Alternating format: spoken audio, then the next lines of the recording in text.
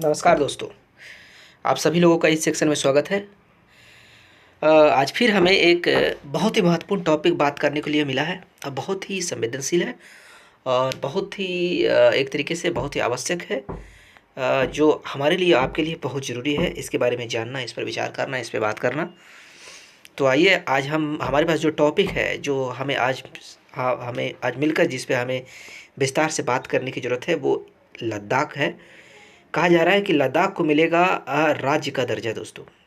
अब इसकी कहानी क्या हुई है कि 2019 में अभी हाल फिलहाल में जम्मू कश्मीर को 2 केंद्र शासित प्रदेशों में बाँट दिया गया है दोस्तों। उसका जो स्टेट पहले एक स्टेट हुआ करता था जम्मू कश्मीर, लेकिन अब 2019 में उसे 2 भागों में बाँटकर एक जम्मू और कश्मीर केंद्र शासित प्रदेश बना दिया गया और दूसरा जो भाग था वो लद्दाख था, जिसे केंद्र शासित प्रदेश के रूप में दिखाया गया है, बाँटा गया है। पर लद्दाख लद्दाख के जो वासी हैं, लद्दाख के एक पर्यावरण कार्यकर्ता भी हैं, वांगचुक जिनका नाम है, उन्होंने हाल ही में आप लोगों ने देखा होगा कि एक 21 दिन का लगभग वो अनशन पे थे, भूख हड़ताल पे वो बैठे हुए थे। उनका कहना है, या फिर जो लद्दाख वासियों का कहना है, उनका लद्दाख वासियों का कहना है कि लद्दाख को केंद्र शासित प्रदेश ना बनाकर उसे पूर्ण राज्य का दर्जा दिया जाए और पूर्ण राज्य का दर्जा मिलने से जो चीज़ें, जो लाभ और जो सुविधाएं जो एक पूर्ण राज्य में मिलता है, उसके राज्य के लोगों को वही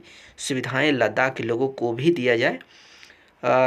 ऐसा नहीं कि लद्दाख के लोगों को विशेष अधिकारों से वंचित कर दिया जाए, ऐसा उन लोग को नहीं मानना है। ऐसा लद्दाख वासियों और वांगचुक जी ने, जिन्होंने पर्यावरण एक्टिविस्ट हैं लद्दाख के, उनका कहना है कि लद्दाख को पूर्ण राज्य का दर्जा दिया जाए और इनके जो एक वो सारी सुविधाएं भी लद्दाख में दिया जाए दोस्तों, जो एक पूर्ण राज्य को दिया जाता है। और तो आगे देखते हैं इसके बारे में क्या कहा गया, इस पर पूरे डिटेल में बात करते हैं। ये देखते हैं ये चर्चा में क्यों है दोस्तों।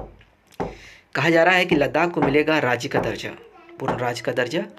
छठी अनुसूची की मांग होगी पूरी, केंद्र सरकार जल्द ले सकती है फैसला। क्या है इसके अंदर, देखते हैं। लद्दाख के लोगों के लिए खुशखबरी है।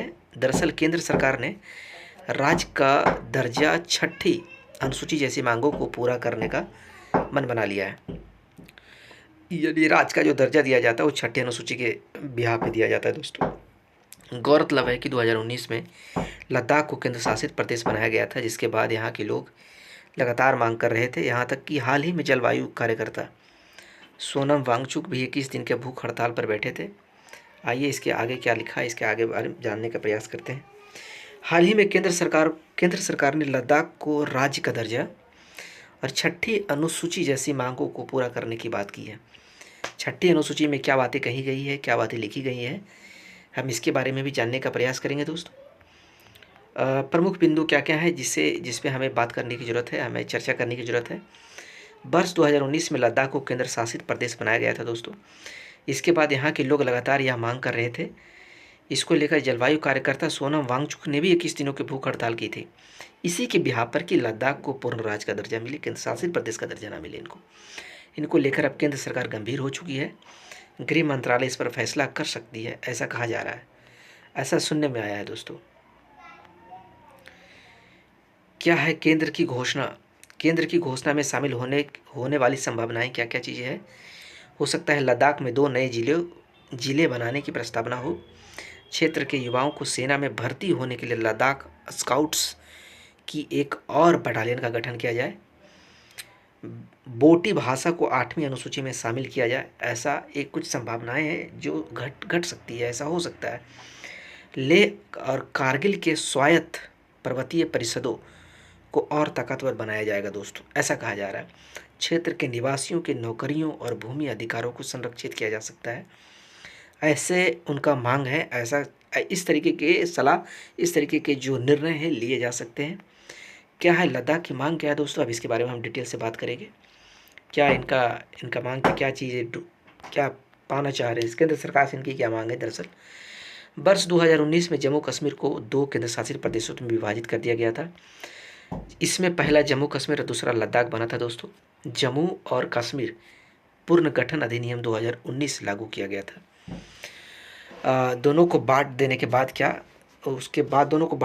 बाद जम्मू और कश्मीर पूर्ण गठन के अधिनियम 2019 लागू किया गया था। इसके तहत लद्दाख बिना विधानसभा वाला केंद्र शासित प्रदेश बन गया था दोस्तों। इससे यहाँ के लोगों को मिलने वाला विशेष अधिकार भी खत्म हो गया था। अब 4 वर्ष बाद लद्दाख के लोग अपनी मांग को लेकर सड़क पर आ चुके हैं।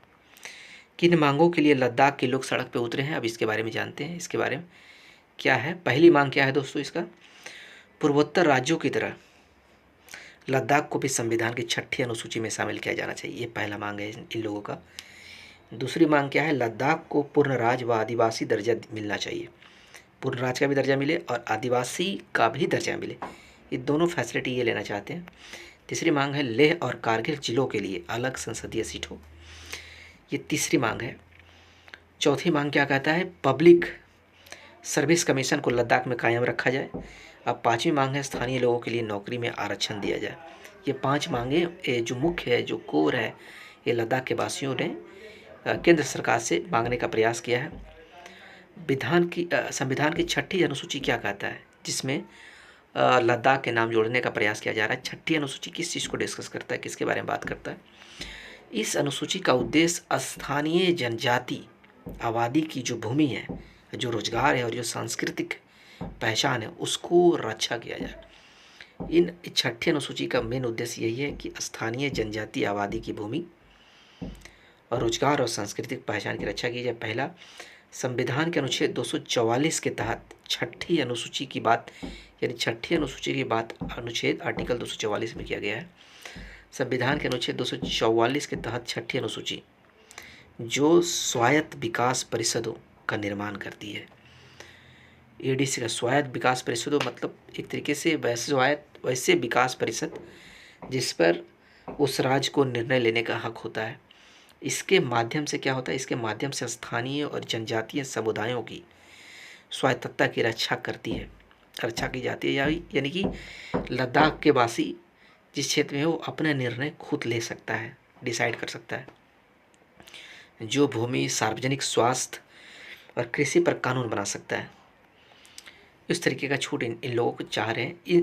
इस मतलब ये जो भूमि, सार्वजनिक स्वास्थ्य और कृषि पर ये लोग खुद कानून बनाना चाह रहे हैं और ये अपने स्थानीय जो जनजातीय समुदाय की जो स्वतंत्रता है, जो मालिक का हक है, उसको भी रक्षा करना चाह रहे हैं, या अपनी संस्कृति को भी रक्षा करना चाह रहे हैं, या रोजगार में आरक्षण भी चाह रहे हैं। इस अनुसूची के तहत राज्यपाल के पास एक नया स्वायत्त जिला, यानी कि इस अनुसूची के तहत राज्यपाल के पास एक नया स्वायत्त जिला मतलब एक इंडिपेंडेंट जिला या क्षेत्र बनाने या क्षेत्रीय अधिकार क्षेत्र या किसी स्वायत्त जिले या स्वायत्त क्षेत्र के नाम को बदलने की शक्ति भी दिया जाता है।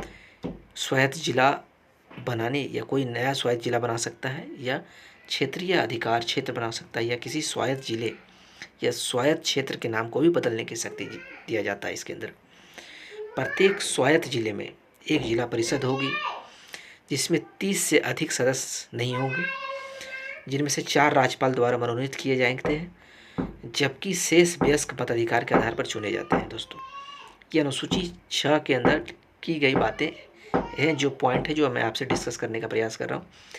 संसद या राज्य विधानमंडल के अधिनियम स्वायत्त जिलों और स्वायत्त क्षेत्रों पर लागू नहीं होते हैं। ये निर्दिष्ट संशोधनों और उत्पादों के साथ लागू होता है। दोस्तों, वे भूमि, जंगल, नहर के पानी, झूम खेती, ग्राम प्रशासन, संपत्ति की विरासत, विवाह और तलाक, सामाजिक रीति रिवाजों आदि जैसे कुछ विशिष्ट मामलों पर कानून बना सकते हैं। हालांकि इस प्रावधान के तहत बनाए गए सभी कानूनों का तब तक कोई प्रभाव नहीं होगा जब तक कि राज्य के राज्यपाल द्वारा अनुमति नहीं दी जाती हो। वर्तमान में 10 स्वायत्त विकास परिषद असम, मेघालय, त्रिपुरा और मिजोरम राज्य में मौजूद है। दोस्तों, संभावित प्रश्न इससे क्या उठते हैं कि जम्मू और कश्मीर पुनर्गठन अधिनियम किस वर्ष लागू हुआ था? 2019 से इसका उत्तर होगा। आज के सेशन में इतना ही था दोस्तों, जो हमने आप लोगों के सामने डिस्कस किया। बहुत बहुत धन्यवाद, बहुत बहुत आप लोग का आभार इस सेशन में आने के लिए, इस वीडियो को देखने के लिए। बहुत बहुत धन्यवाद आप सभी लोगों का।